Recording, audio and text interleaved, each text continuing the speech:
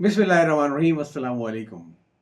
किताबों के सिलसिले में आज जिक्र होगा मुस्तफ़ा सुलेमान की किताब द कमिंग वेव के ऊपर।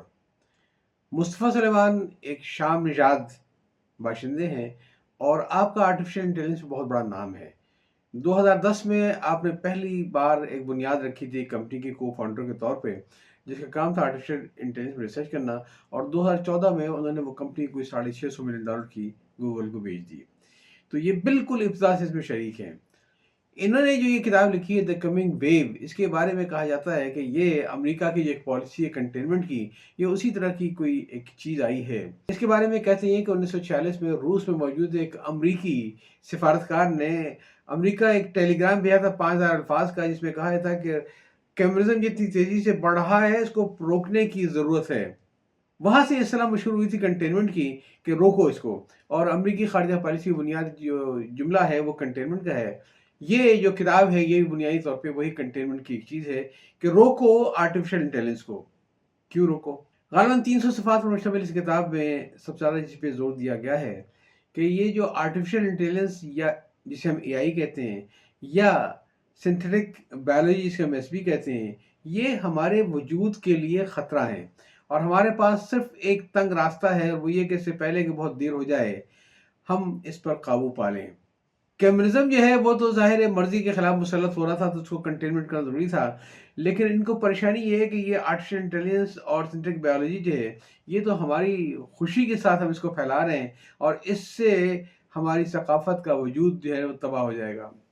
मैं सीधे-सीधे आता हूँ बिल गेट्स के तबसरे के ऊपर, जो उन्होंने मुस्तफ़ा सुलेमान की किताब पे किया था, और ये बड़ा एक जामे तबसरा है। मैं वो तबसरा आपको पढ़ के सुनाता हूँ। जब लोग मुझसे मस्नूई ज़हानत के बारे में सवाल करते हैं, तो अक्सर ये सवाल होता है कि मुझे किस चीज़ की फ़िक्र हो करनी चाहिए और मैं कितना फ़िक्रमंद हूँ। पिछले 1 साल से मैं उन्हें द कमिंग वेव पढ़ने का मशवरा दे रहा हूँ, जो मुस्तफ़ा सुलेमान की तहरीर है। ये वो किताब है जिसमें सरबराहान मुमलिकत, कारोबारी रहनुमाओं और आम लोगों को भी मैं तजवीज़ करता हूँ, क्योंकि ये एक नायाब चीज़ पेश करती है। गैर मामूली मौक़े और हकीकी ख़तरात का हकीकत पसंदाना ज़्यादा लेती है। मुस्तफ़ा सुलेमान इस मौज़ू पर एक मुनफ़रिद नुक़्ता नज़र रखते हैं। उन्होंने एक छोटे स्टार्टअप डीप माइंड को गुज़श्ता दिहाई में सबसे अहम एआई कंपनियों में तब्दील करने में बड़ी मदद दी है। बाद में उन्होंने इन्फ्लेक्शन एआई की बुनियाद रखी, और अब माइक्रोसॉफ्ट एआई डिवीजन की क़यादत भी कर रहे हैं। लेकिन इस किताब को ख़ास बनाने वाली चीज़ सिर्फ मुस्तफ़ा का अमली तजर्बा ही नहीं, बल्कि साइंसी तारीख़ और तकनीकी इनकलाबात के इर्तिक़ा को गहरी समझ-बूझ भी इसमें मिलती है। वो एक संजीदा दानिशवर हैं जो सदियों मुहित साइंसी तरक्यात के दरमियान में मफ़हूम को तलाश करने की सलाहियत रखते हैं। द कमिंग वेव पर तबसरे मसनूई ज़हानत से मुताल्लिक़ उनके ख़यालात पर मरकूज़ रहे हैं, जो कि दुरुस्त हैं, क्योंकि एआई पर लिखी हुई किताबों में सबसे अहम किताबों में से ये किताब है कमिंग वेव।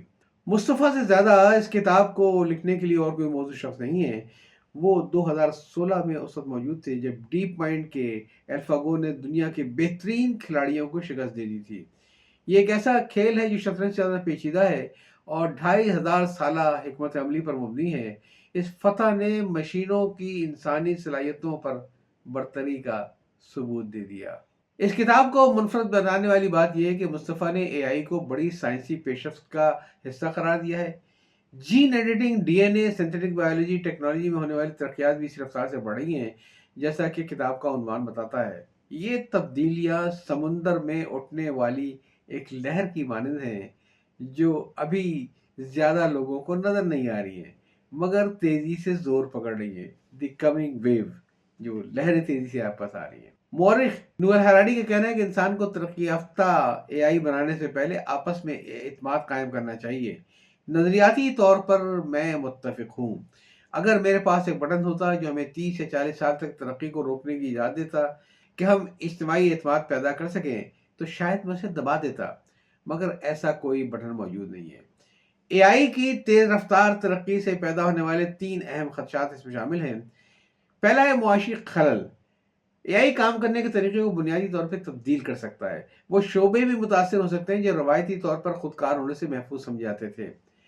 फिर कंट्रोल का मसला है। एआई निज़ामों को इंसानी अक़दार के मुताबिक एक मुश्किल चैलेंज होगा।